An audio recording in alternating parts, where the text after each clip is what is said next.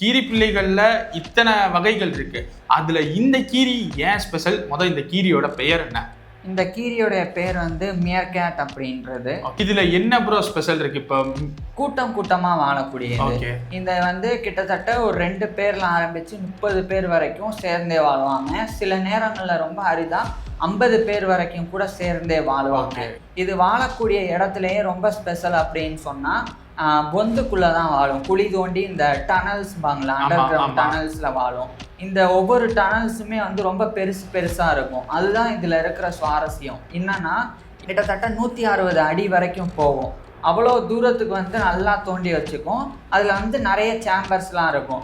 அதாவது இந்த பால் கொடுக்கறது, குட்டிகளுக்கு பால் கொடுக்கறது, பிரசவம் நடக்கிறது, அதுக்கு ஒரு இடம். எல்லாமே ஒரு தனித்தனியாக ஒரு தனித்தனியாக சாப்பாடு வைக்கிறதுக்கு ஒரு இடம், இந்த மாதிரி தனித்தனியாக வச்சுருக்கும். தூங்குறதுக்கு ஒரு இடம்னு இருக்கும். எல்லாமே சேர்ந்து வெளியே போகணும்ல. இப்போ எவ்வளோ பெரிய இடம் இருக்குன்னா ஒரே ஒரு சின்ன என்ட்ரன்ஸ் வச்சுட்டு இத்தனை பேரும் ஆபத்து வரும்போது ஓட முடியாது.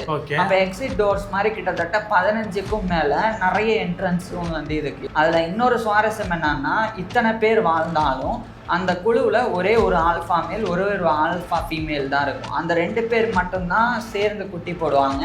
மற்ற பெண்கள் ஆண்கள் குட்டி போடுறதுக்கு அனுமதி கிடையாது. சின்ன சின்ன பாம்புகள், ஸோ இதெல்லாத்தையுமே கீரிகள் வேட்டையாடி சாப்பிடும். இப்போ இந்த கீரியை பொறுத்த வரைக்கும் இந்த கீரியால எப்படி ப்ரோ பாம்பை வேட்டையாட முடியுது?